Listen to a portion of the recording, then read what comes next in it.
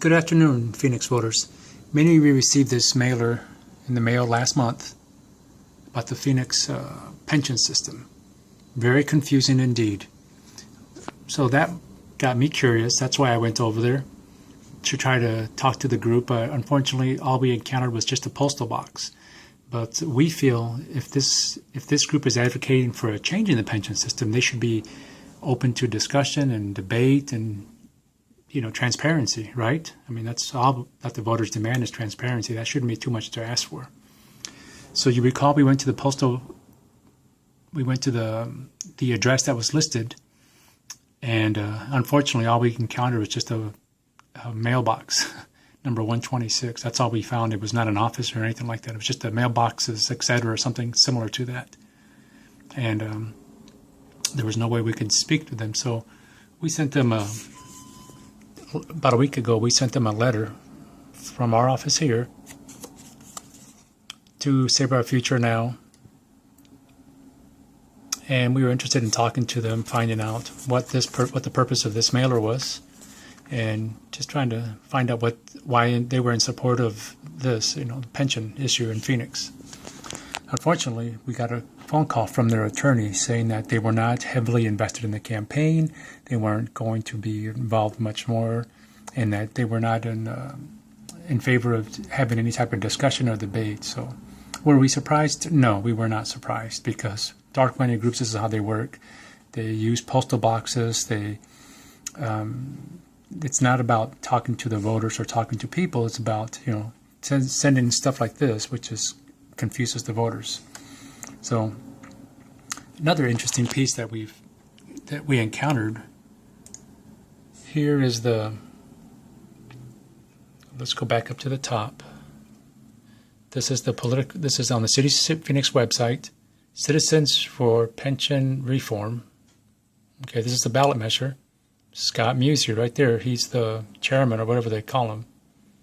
He's the one host, from the Free Enterprise Club.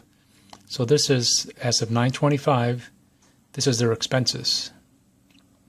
Total receipts, $423,000, and they had an additional $72,000 that they got on towards the campaign.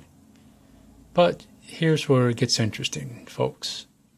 We did hear Sal on the TV yesterday saying these are just ordinary folks, blah, blah, blah, blah, blah, blah. Here's their contributions, okay? And there it is. Save Our Future, right there. Save Our Future Now. They donated $5,000 on 9/5, okay?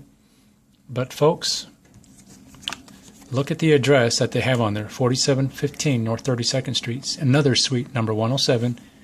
And look at the address they have on here. Yep, another address. This is called the corporate, but again, no type of occupation, nothing. So here's their address that they have on the mailer, and then here's another address that they're using. So on 9/5, you see the Free Enterprise Club donated $17,000, and then 9/5 again, they donated $50,000. So Scott Musier runs the Free Enterprise Club, and he donates about $67,000 on 9/5 to himself. And here's the list of expenses.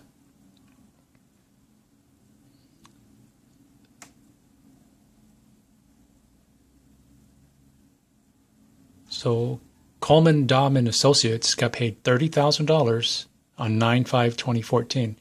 But the interesting thing is that it's got the same address as the Save Our Future Now, 4715 North 32nd Street. So there it is. On 9/5, they were paid $30,000.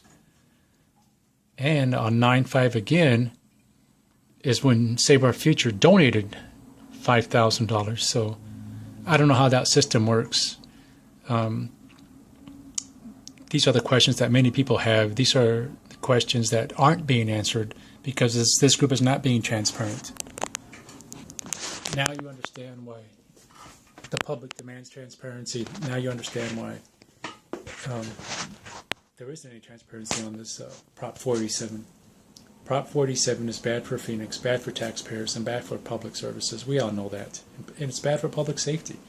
Do they deserve to have their death and disability benefits stripped from them? No, they don't. Nobody does. So, folks, ask yourself, go to phoenix.gov, look up their reports. You'll see them for yourself, and demand, because you need to be an informed voter before you make a vote on this. And we're willing to debate it with them, but they're not coming forward. So, no on 487. Thank you.